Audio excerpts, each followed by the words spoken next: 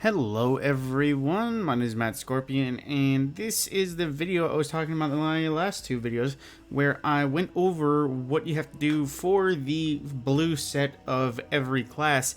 And when I say every class, I mean specifically for the Solstice of Heroes armor, if you are unaware. In addition, the classes, they do have different orders per se, but not much truly different.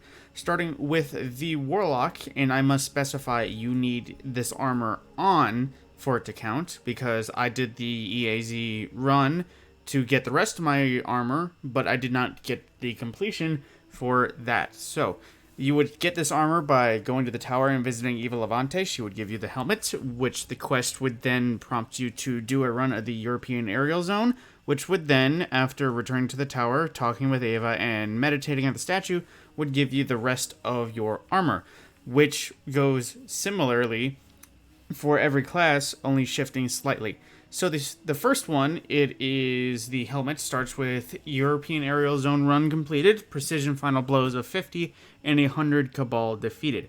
So you will see on other characters that this varies slightly. I had on my Titan, I already have it done, unfortunately, so I can't say specifically, but it had the 50 precision final blows, but it had 100 hive defeated. So most of the time when it comes to this, it would be like different species or different specifics. Like here it says playlist strikes and just any orbs generated. On my gloves, it had kills on the European aerial zone with a arc subclass specifically, which there we go. See, it says on these boots, kills on the European aerial zone as a void subclass. They are the same tasks generally, but they shift slightly per class. Well, I'm not even sure if per class. It might just be per person, per character. So moving on to the gloves, it is asking for playlist strikes, i.e. strike heroics, only 5, not too hard. Void, solar, and arc orbs generated, that not too hard either. And opposing guardians defeated, only 25. Of course, just play a few games of Crucible, and you shall get that done pronto. And moving on, 5 adventures, and then Gambit / Crucible arc orbs specifically, and Solstice packages. You will earn those naturally by just doing stuff regarding Solstice, specifically the aerial zone. That actually turns out to be the longest, and it doesn't just say, it doesn't mean earn, it means actually open. Which, just peeking over at our characters here, consumables. Packages are openable by fragments. You earn fragments by doing anything, and they just assort random rewards, gear, armor. It's just a party box. Really, it's just opening them for progress is the best thing. Moving on, just 50 combatants and strike solar orbs. Then that symbol, while it might for Crucible means like assisted suicide, where it's like if I shot you, then you blew yourself up. That's that symbol, but that really just means kills in the European aerial zone as a void subclass of sorts. Pretty self-explanatory. Then 5 public events, 50 super kills. It does not specify, and it's kind of hard to specify. But yes. Well, that actually does specify if you inspect, if you need more detail. But yes, there is also 5 Crucible Sense Gambit matches. The blue isn't too hard. I will say I think the hardest year in terms of doing stuff was the very first year of Solstice, because it required you to go through each mission twice. It's when it had the 5 original vanilla campaign missions available. But aside from that, it's pretty easy. Most of the time in my head, I always think during this of how bad Bungie is at actually varying so things would finish at the same time. Because like I said, here you have to kill 50 combatants, but then at the same time you need to complete 5 Crucible / Gambit matches. In Gambit, I'd kill 50 combatants in one round. In Crucible, I'd eventually kill 50 combatants in a few games. And that, I mean, it's as much as I appreciate an easy task, I would much rather have a harder task if it means that they finish around the same time. But moving on to my Titan, shortly we will, or actually no, what am I saying? We're going to go backwards. So, in just a moment, I shall bring up my Warlock, and we shall check to see what specifically needs to be done there. Be right back. Okie dokie, spinning up with my Hunter. As you can see, the start, like I said, it is pretty similar for at least the helmets, where, excuse me, it requires a European aerial zone completion. And you know what, just for the rest of the sake of videos, I'm just going to shorten it EAZ as the EDZ. But also precision final blows, but 100 fallen defeated, a different species. Moving down, we have playlist strikes, crucible / gambit, solar orbs. On the Warlock, it was arc orbs, as well as 10 Solstice packages here. They do shift around, like, physically, like, which ones. It's likely all of these, like, you'll have 5 playlist strikes, you'll have 10 solar packages, or Solstice, excuse me, but it would just be on a different piece of armor. And, like I say, I must emphasize again, you need to have it on to specifically work on that. So if the last thing you had was literally just the crucible / gambit orbs, and then the crucible / gambit games, you would only need to be wearing the cloak and the gauntlet. You can be wearing anything else to give you whatever advantage other armor would give you. But I digress. Moving on. Here it is combatants defeated in the European aerial... I just broke my own rules. EAZ, just specifically in the EAZ, as opposed to just general combatants. And then the same thing, solar, void, or arc orbs. But then here, kills on the EAZ as a solar subclass, so solar instead of void. And then moving on, 5 publicans again, then 50 super kills again, as well as 25 opposing guardians defeated. But then the cloak is 5 adventures, strike, arc orbs, and 5 crucible gambit matches. You will see as I go to my Titan, like I said, there are some things that are always going to happen, but just be on a bit different piece of armor. But there will, excuse me again, I am gassy. But there will also be some things that are shifted. This is just for sake of details and what to search for. I will be right back on my Titan momentarily. Okay, finishing up the chain, moving on. Like I said, the helmet, even though I do have it completed, it does still say complete a run through the European aerial zone, land precision final blow, and defeat hive combatants specifically. But moving on, like I said, things will be different for species and orb requirements.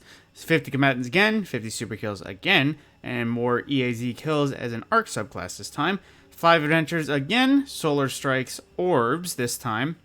Man, that sentence was all messed up. Strikes, solar, orbs made, as well as 25 opposing guardians, 5 public events, and void gambit / crucible orbs, and solstice packages, 10 opened, and then 5 playlist strikes, void, arc, and solar orbs, crucible and gambit match completed. Now, it is important to note, I will go through the details regarding these now.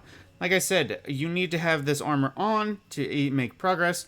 The orbs themselves, it does not need to match the day, because as you will see when you look over the Solstice tab, once it actually loads up, excuse me, timer, you're wasting my time here. That's the EDZ. Okay, I'm just wasting my own time here. That's the EDZ again. Okay, I'm just going to let things load, because apparently my muscle memory isn't too intelligent. There we go. As we see when we scroll over the European aerial zone, it is marked as Solar Day. Essentially, what Solar Day means is that when you're in the aerial zone, well, it says here, solar energy blasts to the EAZ, filling the air with the smell of sun-baked earth, equipping a solar subclass and weapons to generate solar orbs, collect them to become solar empowered. While empowered, guardians emit a burning wave of energy, and a not listed thing is while you're empowered, if you activate your super, it super extends its duration. I remember last year seeing so many Crucible compilations of like 30-second golden guns that just mowed down the map and multiple kill streaks with Arc Titans. But either way, the big thing about this is empowering, but specifically for the blue, you just need to generate the orbs. Specifically, if you need to generate them, if you're aiming for a single type, then you would adjust your subclass to match all. For instance, I would be Sunbreaker because Solar Day. I'm running a Catalyst Sniper because I'm also working my Sleeper Simulant Catalyst, but also Heir Apparent because, aside from my fixed odds, it is the only good Solar Heavy I have on me at the moment, even though I could spawn one, blah, blah, blah. Moving on, I digress. Basically, if you need Void Orbs and Crucible, and only need Void Orbs and Crucible, just put on all Void damage, it can work.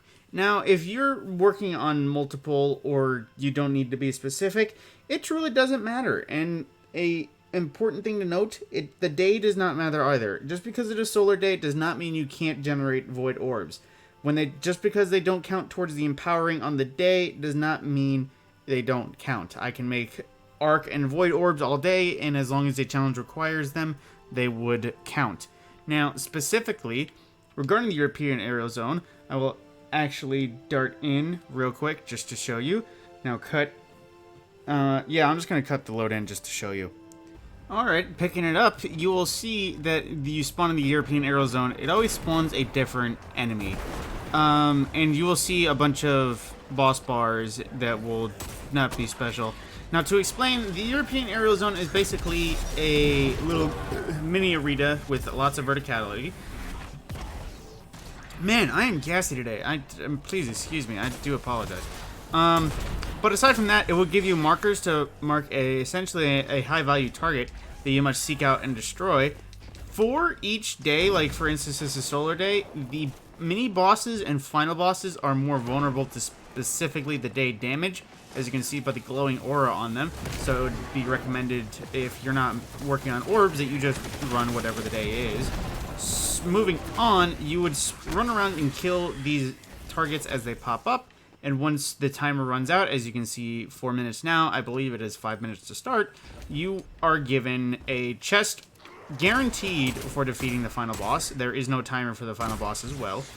And after that, depending on how many of the targets you do neutralize, it'll spawn a chest all around the map with, it'll spawn one for each boss you do actually confirm a kill on.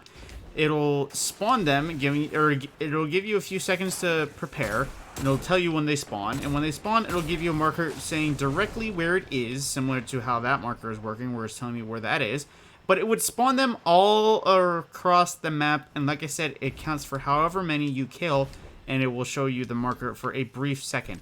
Now, an important thing too, these things right here, you can break them, and they give you some free orbs to gobble up, just depending on the day. Now, there is no other really important details regarding the generals. That is the basics to this area. There is some more in-depth things. I'm not going to go into much depth about the interiors and layout of the map, because it is essentially something that is basic.